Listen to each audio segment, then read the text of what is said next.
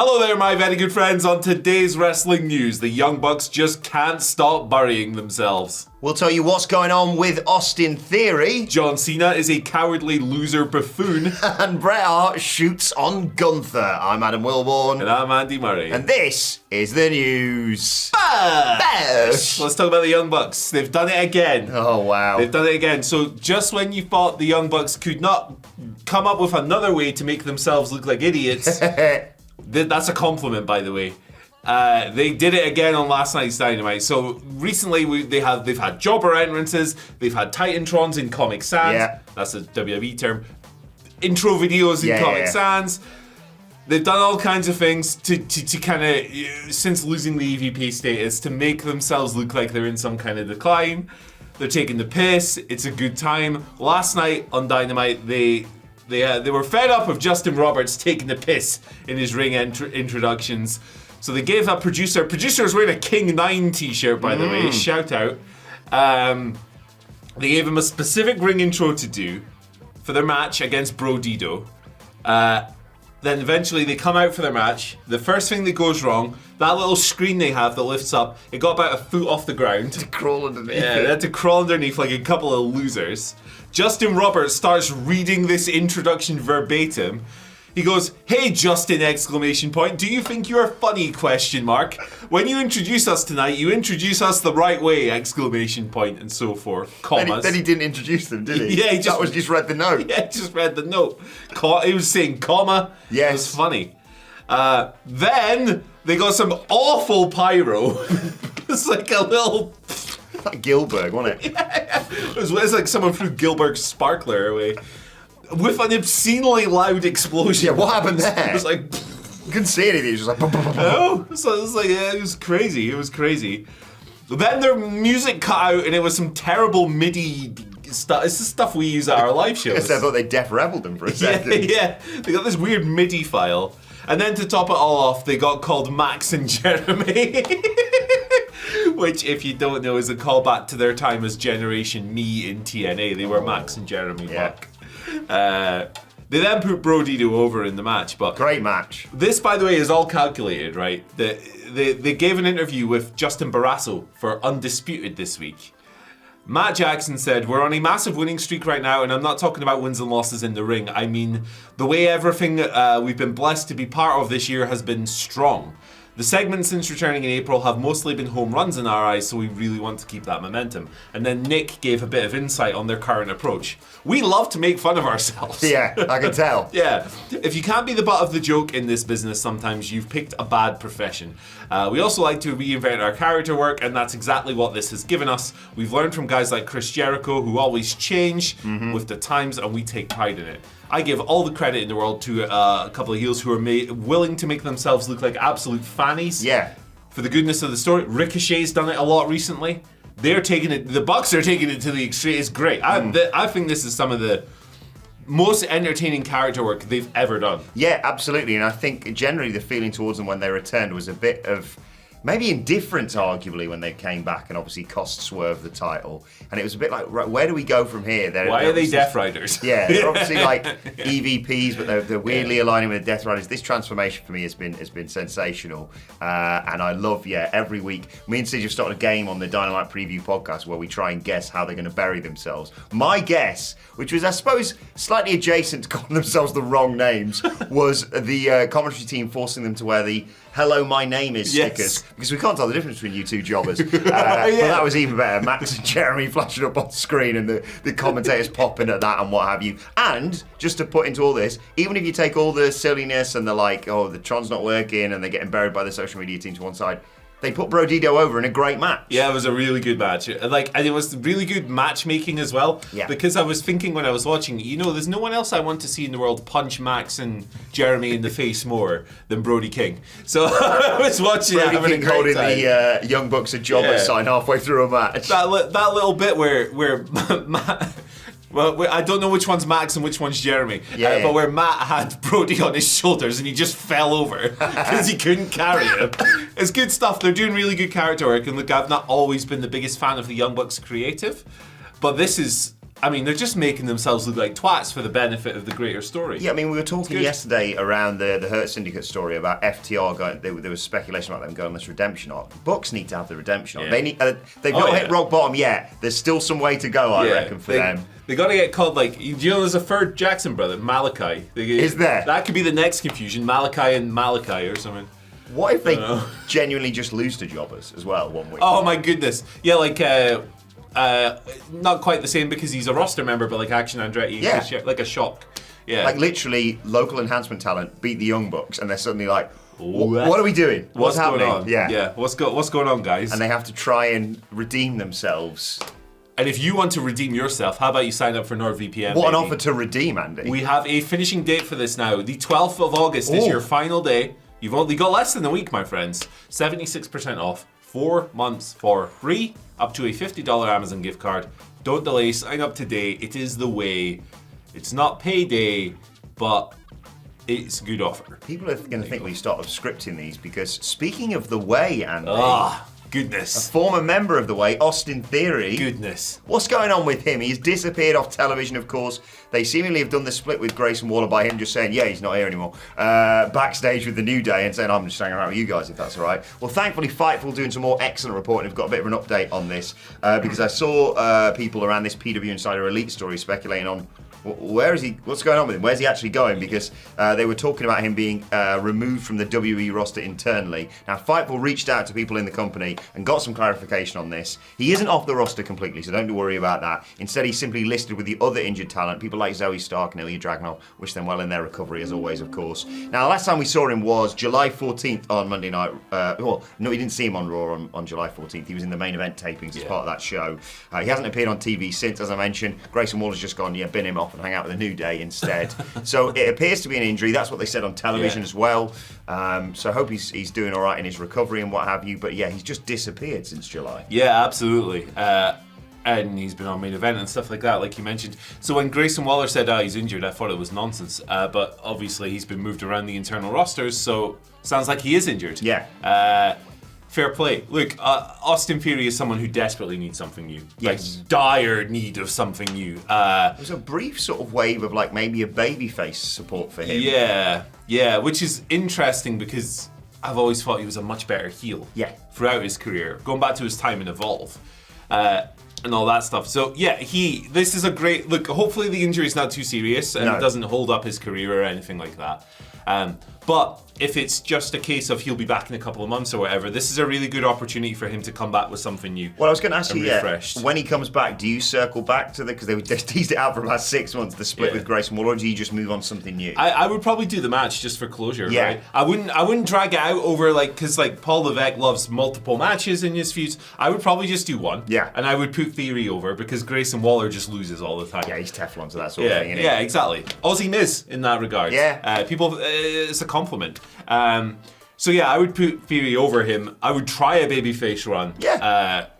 Yeah, he just needs something new, man. Like, he needs a few new wrinkles to his wrestling style, a new character, a new alignment. Was he linked with the Vision at one point? Was he a name suggested when they were first coming out of we've got Bronson, who's the sort of third, fourth, fifth man if you count Paul Heyman. But it was all like Twitter speculation. Yeah, it wasn't grounded in anything. It was just people going, I like Austin Theory, which is fair enough. Yeah. We all fantasy. I quite like him. I think there's definitely something. I mean, he's an incredible physical specimen. He's incredible at bumping as well, I should say. Great face for slapping. Punchable face. Yeah. I mean, if he's a baby face, that's a problem. But, get any face. Yeah. Just wear a mask, man. It's fine. It could be. Maybe he's one of the El Grande Americanos. We don't know. There's 3 of them now.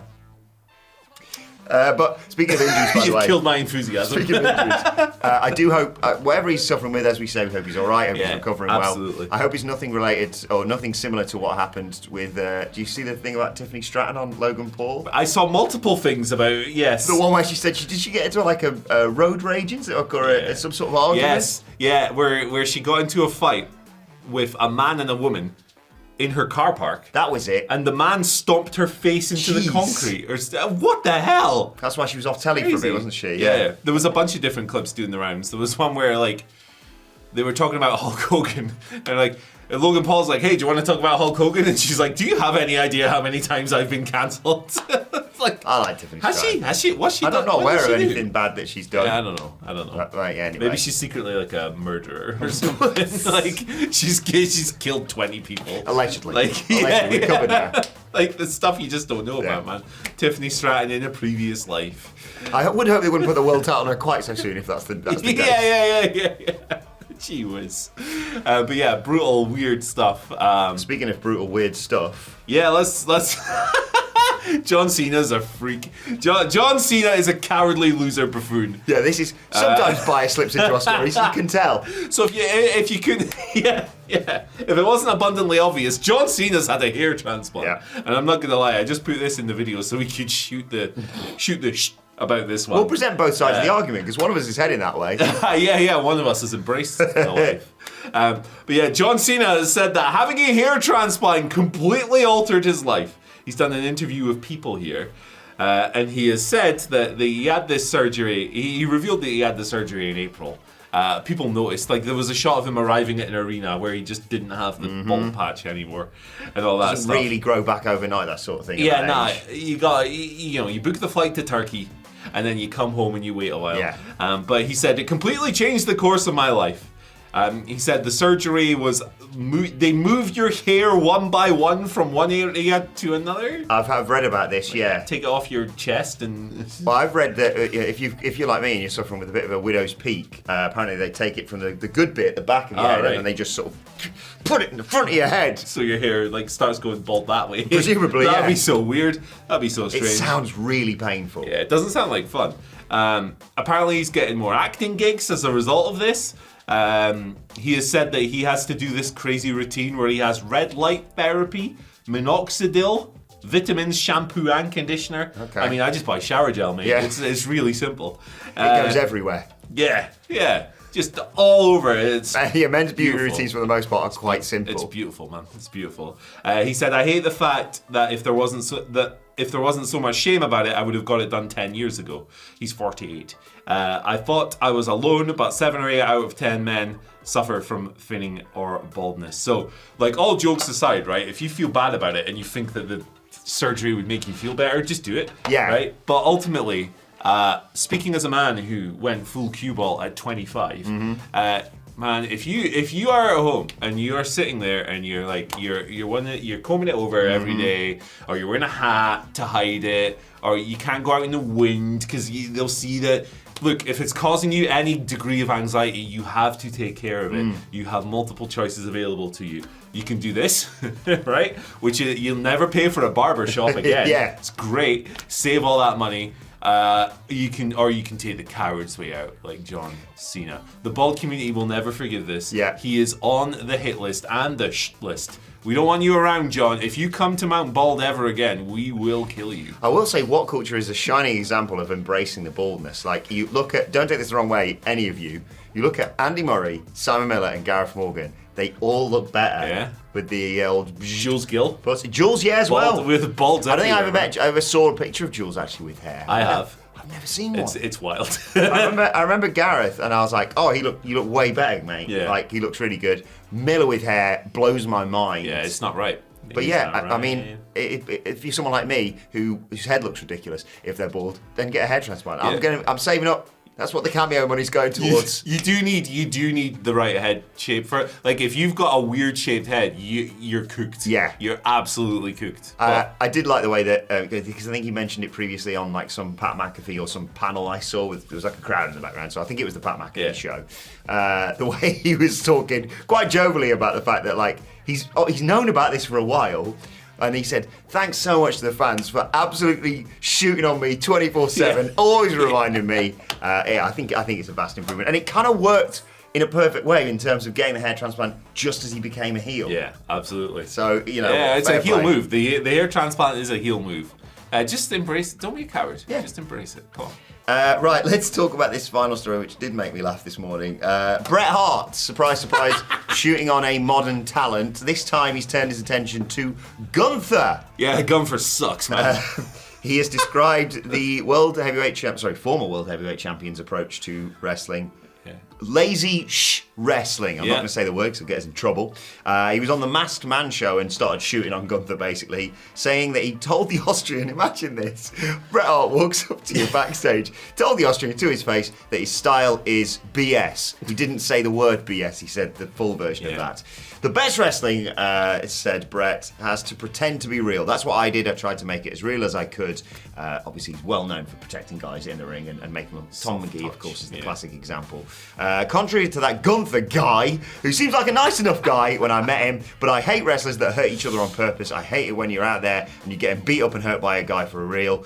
He continued with a funny line saying, like chops, whoever want to fight with a chop? What a waste of time. I have no respect for guys that hurt each other all the time. It's just, to me, lazy wrestling when guys like Gunther, I've told him to his face, it's BS. When you're hurting somebody for real, you're unprofessional. I wrestle guys, and I never hurt anybody. Yeah. Never change, Hitman. Never change Bret. I will always aggregate Bret Hart shooting. Yeah. It's fun. Feels like he wakes up in the morning, he's like, who do I hate today? Yeah. Every single wrestler in the world is so like safe and like not everyone, but most wrestlers are so filtered and like careful. Bret Hart does not care. Bret Hart will tell you exactly what he thinks whenever you want. Or sometimes you won't even say it. Sometimes it'll just be an eye roll that goes viral across WrestleMania. He can't hide it, man. He can't fake it. I love him. There's nothing fake about Bret Hart. No. I love it.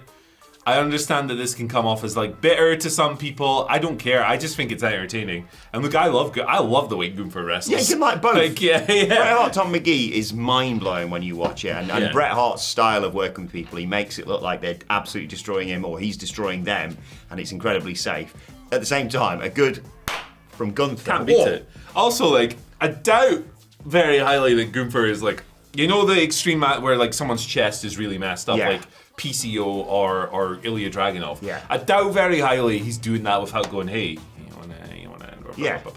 you know, let's do the thing. I doubt he's going out there and maliciously cutting people. I do remember Martin Kirby once wrestling him in Defiant WCPW and coming out with bubble wrap all over his chest. I mean, that was like a red rag to a bull, though. He's like, right, that's coming off. Wham! See you later. But yeah, look, I don't agree with Bret, but I think it's really funny, and I appreciate that he speaks his mind. Here's a weird sentence to say. There's levels to hurting your opponent in wrestling. And what I mean by that is, the chops are one thing. I've had chops done to me before, not to the level of Brody King and Simon Miller. Check out the short we've got on that if you want to see more on that one. But there's like that, and then there's like, you know, really dangerous stuff of like dropping your opponent on the head. I think I will allow Gunther leaving a handprint on his opponent's chest. The other stuff, I kind of agree. Yeah, you should make it look like it hurts, not like it actually does hurt. Absolutely, it's superficial damage that Gunther might do to you. It's not like he's out here paralyzing people or whatever, you know, like there's not a list of people that Gunther has seriously injured. I was going to say, the rest of his work, considering the size of him, considering his power, considering his arsenal as well of like splashes and power bombs and what have you, I don't think I've ever heard someone say, oof, a bit unsafe that, wasn't it? Yeah, a bit reckless there, Gunther. Very gentle with CM Punk at SummerSlam, for example. He was. Not the chops, but everything else. But look, Bret Hart's Bret Hart. He can say what he wants as far as I'm concerned. My favourite wrestler of all time, Tommy Riishi, he can destroy him if he wants. I'm still going to be like, okay, Bret. Yeah. Like, you know, it's Bret Hart, man. Yeah, it's the best. What are you going to do? Anyway, thank you for joining us on today's Wrestling News video. If you would like an example of Brody King, Chop, and Simon Miller, how about, it's like an hour and a half of interviews just going off the rails. It's good stuff. Check it out. Really fun video. Bye. See you later. Bye.